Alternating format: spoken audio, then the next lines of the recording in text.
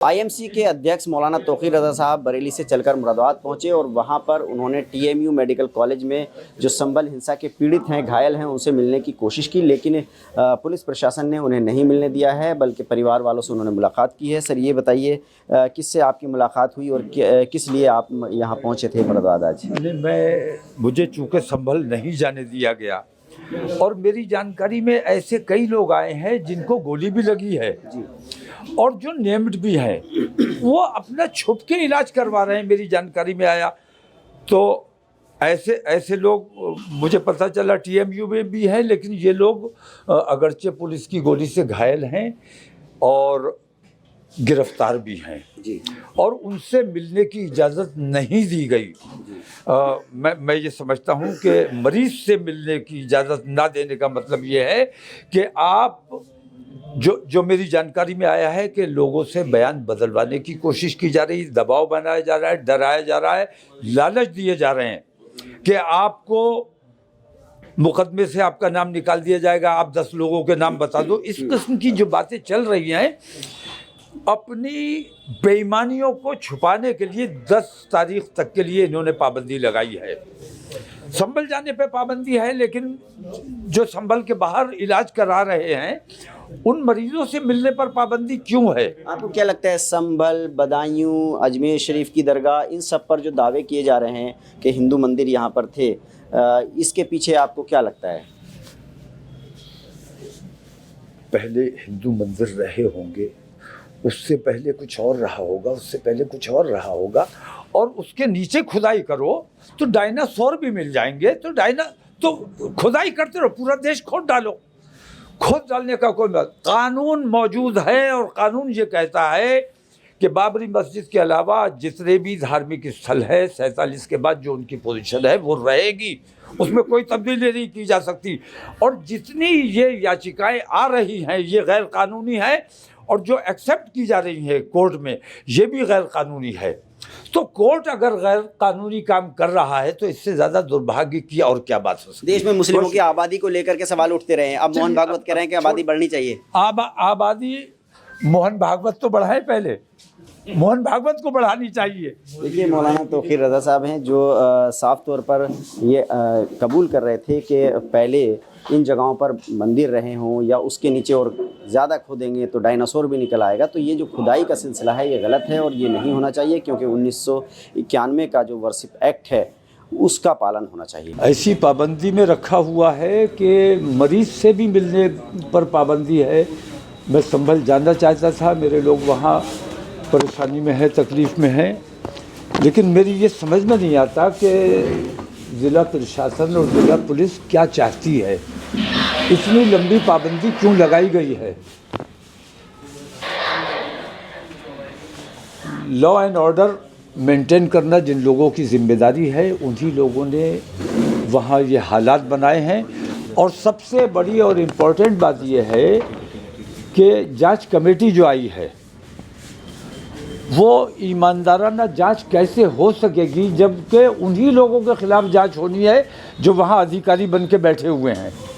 तो जब तक उनको वहाँ से हटाया ना जाए, नए पुलिस और नया प्रशासन जब तक वहाँ नहीं आएगा, तब तक कोई भी ईमानदार जांच से हमें कोई उम्मीद नहीं है। हमें यकीन नहीं है कि ईमानदाराना जांच होगी। और ख़ास तौर से मैं यहाँ की जो एमपी हैं समाजवादी पार्टी से ख़ास तौर से और गठबंधन से ख़ास तौर से ये कहना चाहूँगा कि इन लोगों की ये जिम्मेदारी थी कि इन लोगों को जहाँ बॉर्डर पर जाकर बैठना चाहिए था और ये पूछना चाहिए था कि आखिर इतनी लंबी पाबंदी लगाने की क्या ज़रूरत थी। ऐसे कौन से आपने गुनाह किए हैं जिनको छुपाने के लिए आपको इतना टाइम चाहिए। पुलिस और प्रशासन मिलकर संभल को जलाने का काम किया है, संभल में आग लगाने का काम किया, लेकिन संभल के लोग, मैं पहले भी ये बात कही कि मुबारकबाद के मुस्तहिक़ हैं कि हिंदू और मुसलमानों ने दोनों ने बहुत संयम से काम लिया और किसी किस्म का ऐसा माहौल नहीं बनने दिया कि संभल का माहौल ख़राब होता।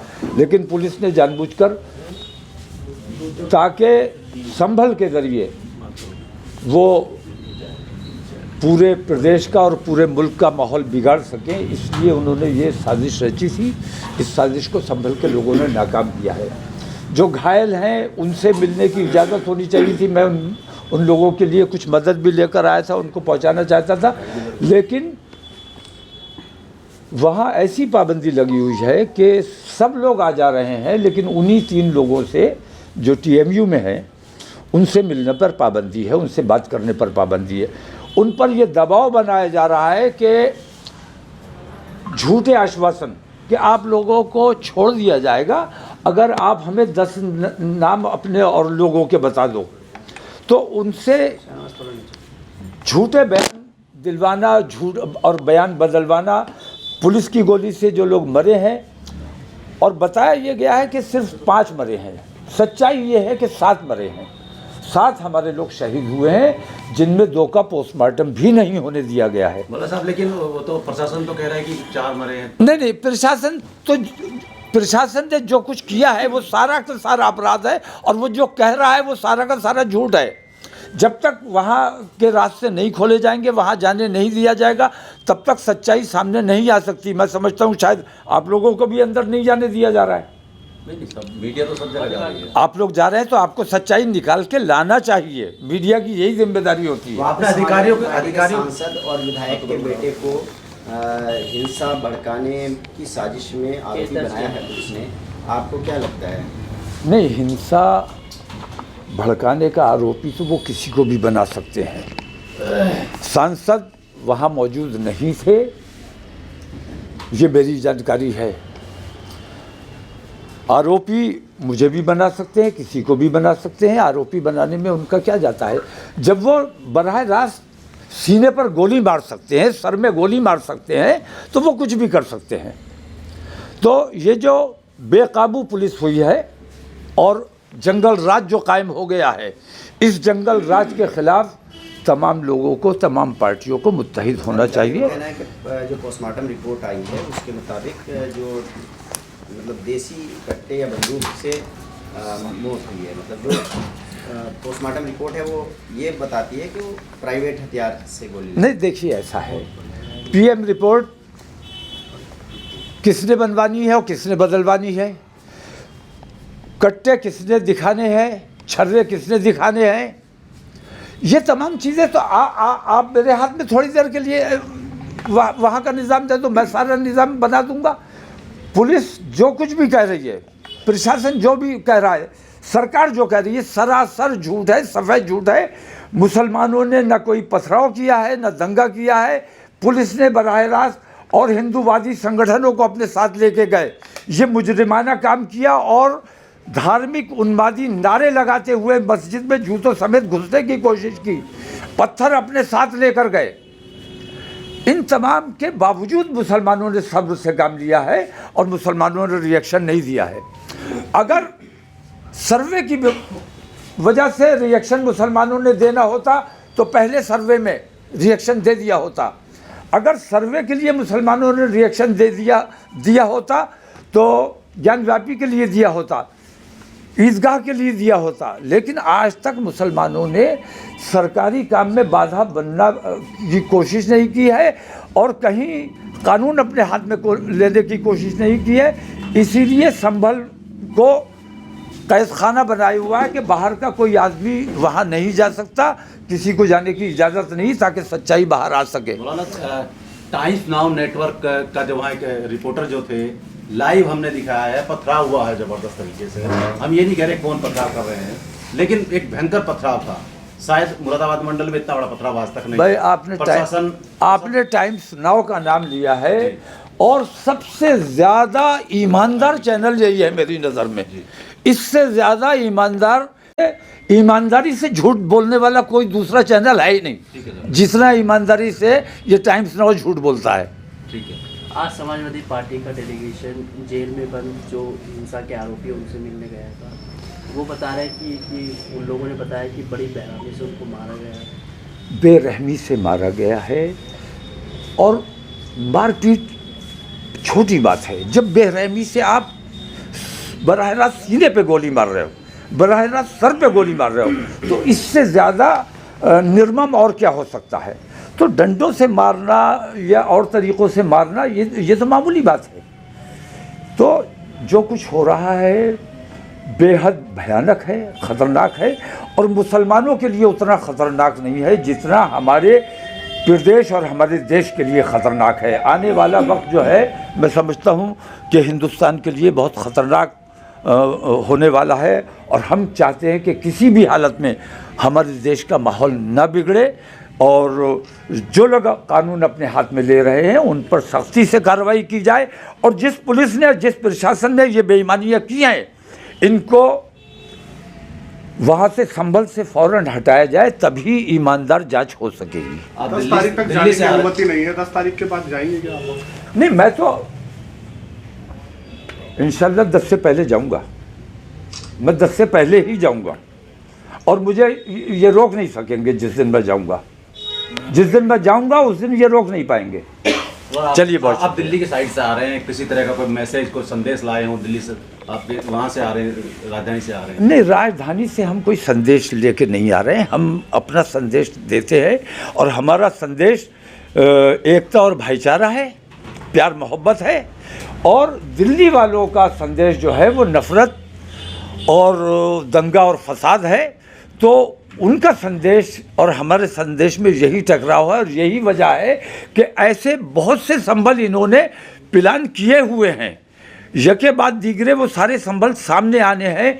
अगर लोगों ने बेदारी का सबूत नहीं दिया, ख़ास तौर से मैं मीडिया से कहना चाहूँगा कि ईमानदारी से अगर आप वहाँ जाके जानकारी लोगे तो हर छर्रे के पीछे पुलिस की गोली मिलेगी, छर्रा कहीं नहीं मिलेगा।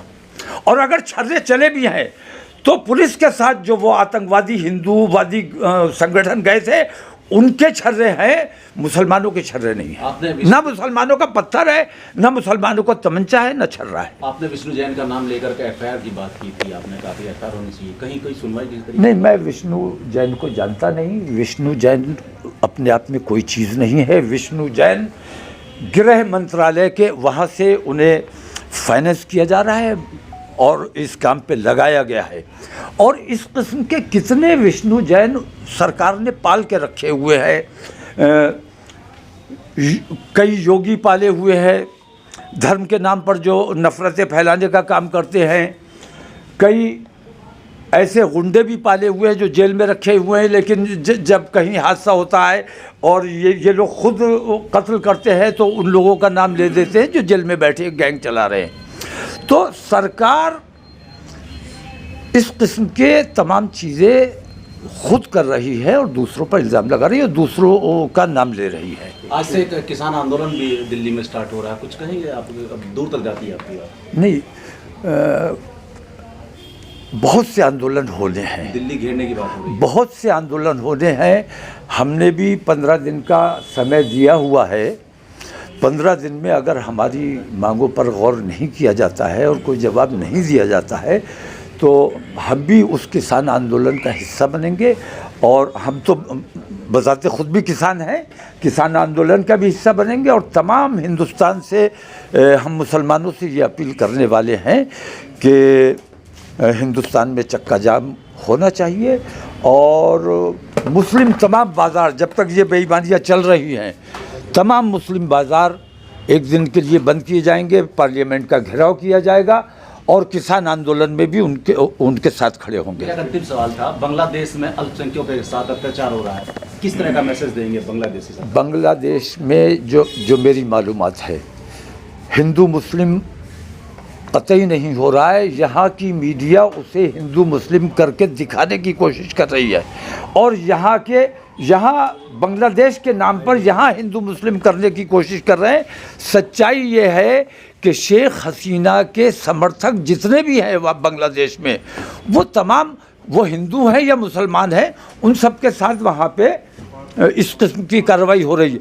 लेकिन अगर कहीं मंदिर के नाम पर या हिंदू के नाम पर उनके साथ किसी किस्म की ज़्यादती हो रही है तो उसकी शदीद मजम्मत हम करते हैं और उसकी मुखालफत करते हैं। और जहाँ भी जुल्म हो रहा है, जहाँ भी ज़्यादती हो रही है, कमज़ोर को दबाया जा रहा है, हम चाहे मुसलमान कर रहा है ये काम तो मुसलमान के खिलाफ है, और हिंदू कर रहा है तो हिंदू के खिलाफ है।